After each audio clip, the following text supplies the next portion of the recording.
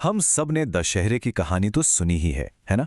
लेकिन क्या कभी सोचा है कि इस कहानी की परतों के नीचे क्या छिपा है? इसके किरदारों का, उनके संदेशों का असली मतलब क्या है? तो आइए आज हम मिलकर इस कहानी के गहरे अर्थ को समझने की कोशिश करते हैं और देखते हैं कि आज के समय में ये हमारे लिए कितनी जरूरी है। कहानी की शुरुआत ही इस दिव्य घोषणा से होती है। ये सिर्फ कुछ शब्द नहीं हैं, ये पूरी कहानी का सार तय कर देते हैं। ये हमें पहले ही बता देते हैं कि चाहे मुश्किलें कितनी भी बड़ी क्यों ना हो, चाहे लड़ाई कितनी भी मुश्किल लगे, अंत में जीत तो हमेशा धर्म की ही होगी। तो चलिए पहले रावण को समझते हैं। वो कोई मामूली राक्षस नहीं था, बल्कि एक बहुत ही ज्ञानी और शक्तिशाली राजा था। लेकिन बस एक चीज ने उसे पतन के रास्ते पर धकेल दिया। रावण का किरदार वाकई बहुत दिलचस्प है। सोचिए, एक तरफ तो वो शिव का इतना बड़ा भक्त था, वेदों का ज्ञाता था और उसे ब्रह्मा से लगभग अजय होने का वरदान भी मिला था। पर दूसरी तरफ यही बेहिसाब ताकत उसके अहंकार को, उसके ईगो को इतना बढ़ा देती है कि वो सही गलत का फर्क ही भूल जाता है। वो धर्म का रास्ता ही छोड़ देता है। तो सवाल यह है कि रावण के पतन की असल शुरुआत हुई कहां से? ये उस एक घटना से शुरू हुई जिसने इतिहास के सबसे बड़े युद्ध की नींव रखी। वो घटना जो अधर्म का सबसे बड़ा प्रतीक बन गई। यहां से कहानी का हर हिस्सा एक दूसरे से जुड़ता चला जाता है। अपनी बहन शूर्पणखा के अपमान का बदला लेने के लिए और सीता के सौंदर्य पर मोहित होकर रावण ने वो किया जो उसे कभी नहीं करना चाहिए था। उसने छल से सीता का अपहरण कर लिया। और ये सिर्फ एक अपहरण नहीं था, ये धर्म और मर्यादा का अपहरण था। अब तो धर्म की स्थापना के लिए एक महायुद्ध होना तय था। अब कहानी का फोकस आता है राम की तरफ।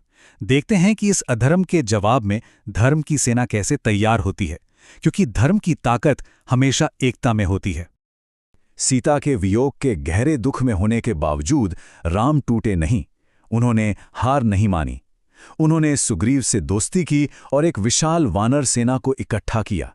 और तभी हनुमान ने समुद्र लांघ कर सीता माता का पता लगाया, जिससे युद्ध की उम्मीद फिर से जाग उठी।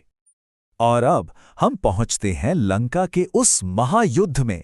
ये कहानी का वो पड़ाव है जहां धर्म की सेना को भी डिवाइन इंटरवेंशन यानी दैवीय मदद की जरूरत पड़ती है।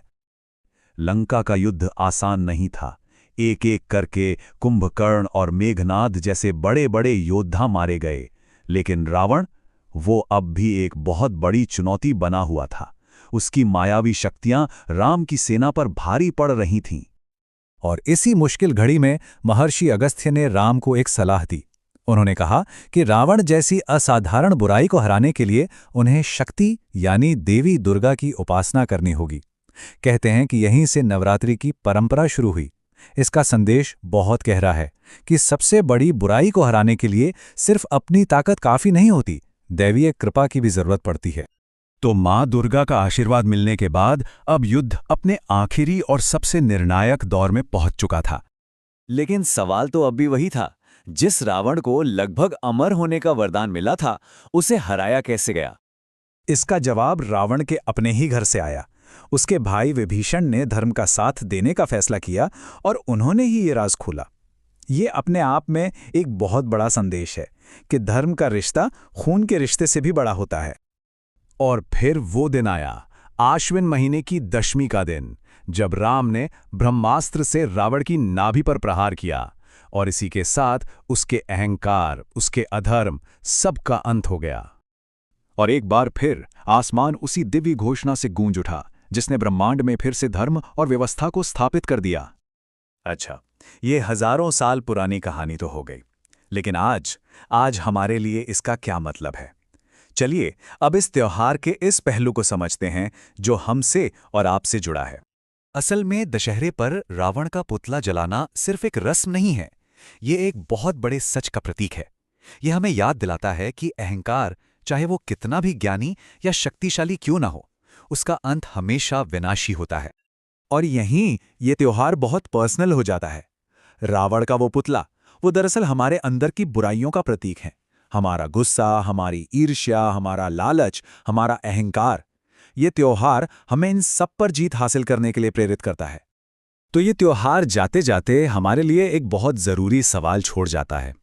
इस दशहरे पर अपने अंदर के किस रावण का दहन किया जाए, क्योंकि असली विजय बाहर की दुनिया में नहीं बल्कि अपने अंदर की बुराइयों को खत्म करने में है।